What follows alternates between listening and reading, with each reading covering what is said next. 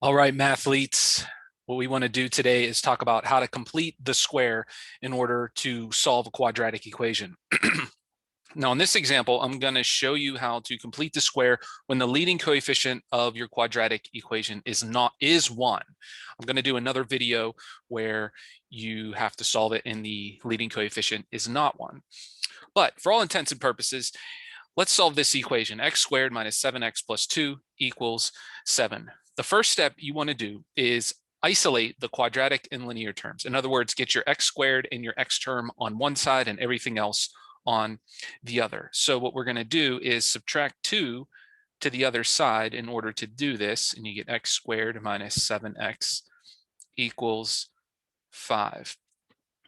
And now the second step is you take the coefficient of the linear term, in other words, the number in front of x, you take half of it and you square it. We're going to do that on the side. So take the sign of the number with it. So half of 7 squared.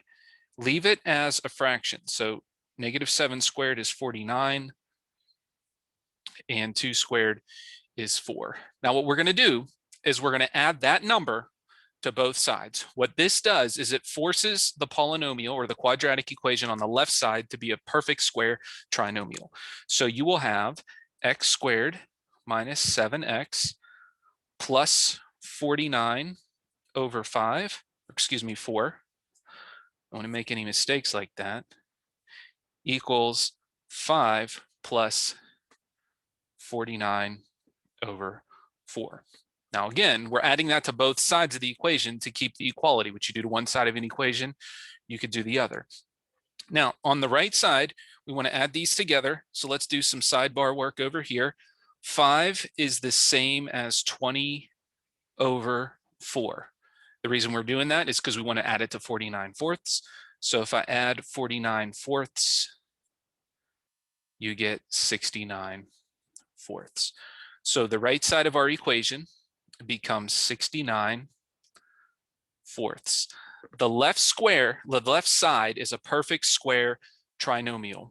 You can factor a perfect square trinomial, and what happens is both factors, when you factor it, will be the same, and you can write it as that factor squared.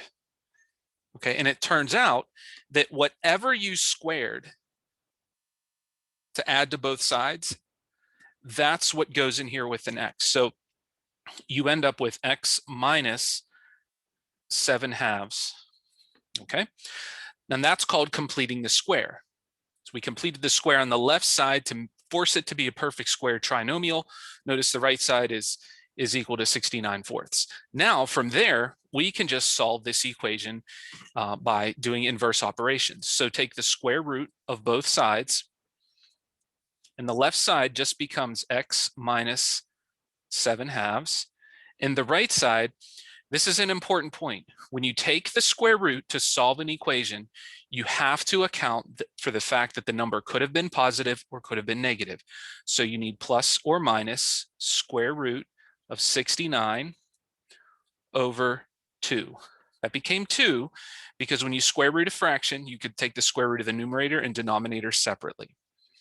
Okay, now at this step, all we do is just add 7 halves to both sides. And so you have 7 halves plus or minus 69, root 69 over 2.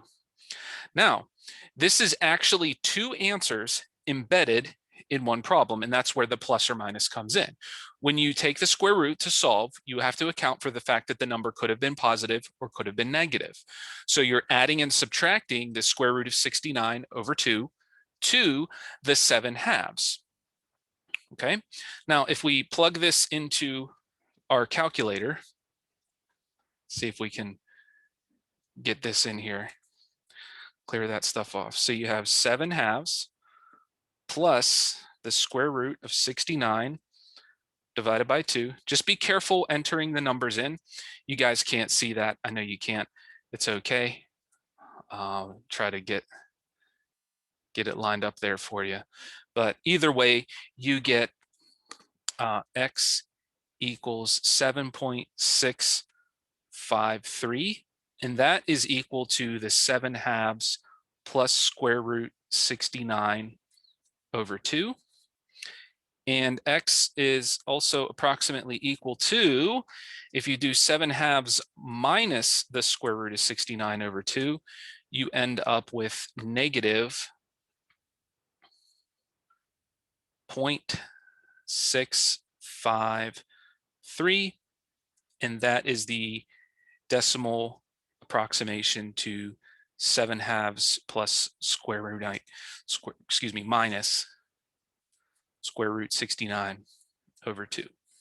Okay, this form is the compact form. Right there, it has the plus or minus. It implies two answers, and it is the exact form because it's in terms of the square root. You enter that into your calculator to get a decimal, you'll get an irrational number, a non-repeating, non-ending decimal, and so you have to round that. So if your teacher or whatever you're doing asks for an exact answer, this is what you report. If it asks for the decimal approximation, or you would want to get the decimal and then round to whatever decimal place you're instructed to do. All right, so hope that was helpful to you in completing the square. Make sure you check out the next video that I'm going to put up where we complete the square when the leading coefficient is not 1. All right, so if you have a problem that you'd like me to go over, make sure you put it in the comments and maybe I'll make a video about it. And make sure you do subscribe to the channel and hit the bell for notifications when new videos are uploaded. Take care now.